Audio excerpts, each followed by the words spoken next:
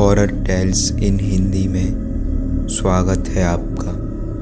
आपको इस चैनल पर सुनने को मिलती हैं भूत प्रेत पिशाच की सच्ची और डरावनी भूतिया कहानियाँ। दोस्तों, अगर आपने भी अभी तक इस चैनल को सब्सक्राइब नहीं किया है तो सब्सक्राइब कर दीजिएगा, क्योंकि आपको हमारे चैनल पर हर एक कहानी के साथ डर का एहसास कराया जाता है। तो चलिए और करते हैं एक और नई डरावनी कहानी की शुरुआत। दोस्तों, उस रात तकरीब 11 बजे थे। दिल्ली का पुराना रेलवे स्टेशन अपने ही सन्नाटे में डूबा हुआ था। घड़ी की टिक टिक की और कभी कभी गुजरती गाड़ियों की गड़गड़ाहट के अलावा वहाँ सन्नाटा था। स्टेशन के पुराने हिस्से पर समय जैसे थम सा गया हो। वैसे तो इस स्टेशन पर दिन में काफ़ी भीड़ होती है, लेकिन रात के समय यहाँ पर एक अजीब सा खौफनाक माहौल बन जाता है। रविंद्र सिंह एक साधारण नौकरी पेश आदमी था। उस रात अपने गांव लौटने के लिए ट्रेन का इंतज़ार कर रहा था। वह हमेशा की तरह लेट हो गया था और अगली ट्रेन का इंतज़ार कर रहा था। रात के उस समय स्टेशन पर बहुत कम लोग थे। कुछ इधर तो कुछ उधर सोते हुए, कुछ बेंच पर बैठे हुए और कुछ प्लेटफॉर्म के कोने में अंधेरे में खड़े हुए। रविंद्र ने देखा कि प्लेटफॉर्म नंबर 3 पर एक बूढ़ा आदमी चुपचाप खड़ा था। उसकी उम्र करीब 70 साल के आसपास लग रही थी।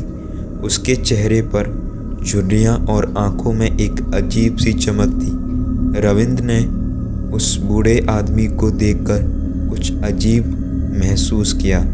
ऐसा लेकिन उसे महसूस हुआ कि बूढ़ा आदमी लगातार उसी को ही देख रहा है। उसकी बेचैनी बढ़ने लगी। वह उठकर स्टेशन के दूसरी ओर चल पड़ा। वहां पहुंचते ही उसे एक भिखारी दिखाई दिया जो स्टेशन के पुराने हिस्से में बैठा हुआ था। भिखारी ने अचानक रविंद्र को देखकर कहा, बाबू, रात के समय इस जगह पर मत रुको, यहाँ कुछ ठीक नहीं होता है। रविंद्र ने उसे नज़रअंदाज किया और अपने ख्यालों में डूबा रहा। लेकिन जैसे जैसे समय बीतता गया उसकी बेचैनी और भी बढ़ती गई। कुछ देर बाद उसने देखा कि वह बूढ़ा आदमी अब भी उसी जगह पर खड़ा था और इस बार उसकी निगाहों और भी खौफनाक हो गई थी। रविंद्र ने सोचा कि शायद यह उसका वहम है, लेकिन उसका दिल बार बार उसे सावधान रहने के लिए सतर्क कर रहा था। रविंद्र ने अपने आप को तसल्ली देने के लिए अपनी घड़ी देखी। घड़ी में रात के 1:30 बज गए थे। वह सोच रहा था कि ट्रेन अब तक क्यों नहीं आई। उसने चारों ओर दौड़ाई तो देखा कि प्लेटफॉर्म पर अब भी कम लोग बचे हैं। अब ना के बराबर, मतलब कि 2-3 लोग ही बचे हुए थे। अचानक उसे किसी के हंसने की आवाज़ सुनाई दी। आवाज़ बहुत धीमी और डरावनी थी। उसने इधर उधर देखा, लेकिन कोई नज़र नहीं आया। अब रविंद्र का दिल जोर जोर से धड़कने लगा था और उस प्लेटफॉर्म पर अब एक भी इंसान नहीं बचा था। उसने वहाँ से निकलने का फैसला किया और स्टेशन के बाहर जाने के लिए चल पड़ा। जैसे ही वह प्लेटफॉर्म नंबर 3 के पास पहुँचा, वह बूढ़ा आदमी उसके सामने आ गया। उसकी आंखों में गहरी चमक और चेहरे पर अजीब सी मुस्कान थी। बूढ़ा आदमी बोला, बेटा, तू यहाँ क्यों आया है? यहाँ जो भी आता है वापस नहीं जाता है। रविंद्र का दिल जोर से धड़कने लगा। उसके पैरों ने साथ छोड़ दिया और वहाँ खड़ा रहा। बूढ़ा आदमी धीरे धीरे उसके करीब आने लगा। उसके चेहरे पर अब डरावनी मुस्कान थी और आंखों में एक अजीब सी चमक थी। रविंद्र ने जोर से चिल्लाने की कोशिश की, लेकिन उसके गले से आवाज़ नहीं निकल रही थी। बूढ़ा आदमी बिल्कुल उसके सामने आ गया था और उसका चेहरा इतना डरावना था कि उसे देखकर रविंद्र की आंखें फटी की फटी रह गई थी और धीरे धीरे उसके वो पास आते गया और कान में फुसफुसाया, यहाँ से चले जाओ, यहाँ तू नहीं बच सकता, नहीं तो तुझे भी मेरी तरह यहीं भटकना पड़ेगा। रविंद्र ने हिम्मत जुटाकर उस बूढ़े आदमी को धक्का दे दिया और तेजी से भागने लगा। वह भागते हुए स्टेशन के मुख्य द्वार तक पहुंचा। जैसे ही वह बाहर निकला उसे एहसास हुआ कि स्टेशन के बाहर रात की ठंडी हवा उसे राहत देने लगी है। वह हाँफता हुआ बैठ गया और अपने आप को संभालने की कोशिश करने लगा।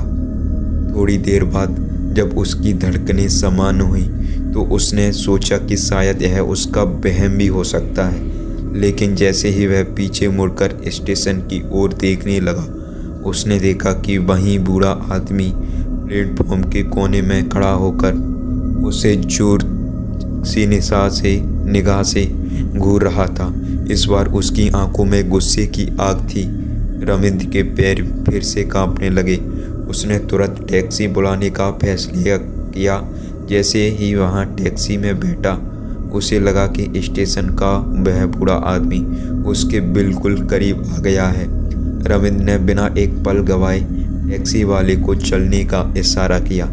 टैक्सी के चलते ही रविंद्र ने राहत की सांस ली, लेकिन उसका दिल अब भी तेजी से धड़क रहा था। उसने पीछे मुड़कर स्टेशन की ओर देखा।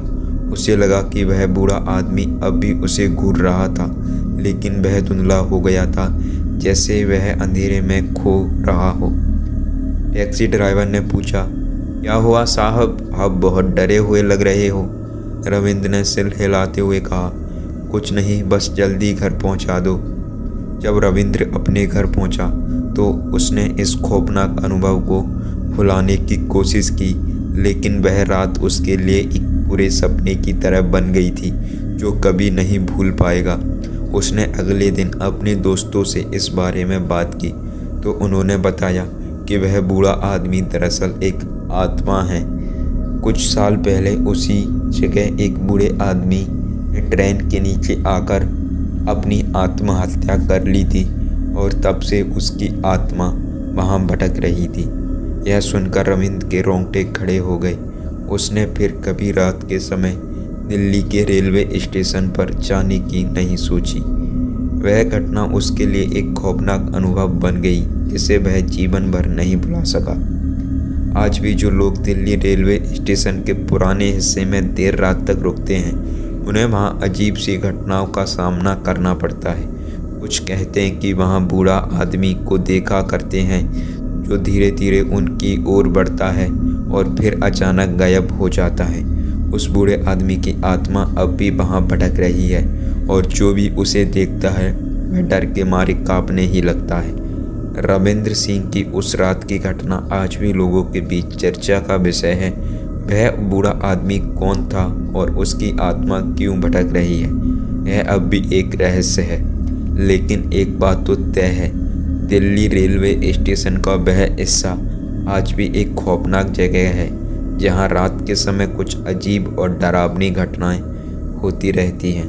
रविंद्र के लिए वह खौफनाक सफ़र उसकी ज़िंदगी का सबसे भयानक अनुभव बन गया जिसे वह कभी नहीं भुला सका। और वह बूढ़ा आदमी, उसकी आत्मा अब भी उस स्टेशन के प्लेटफॉर्म नंबर 3 पर इंतज़ार कर रही है किसी और रविंद्र के आने का।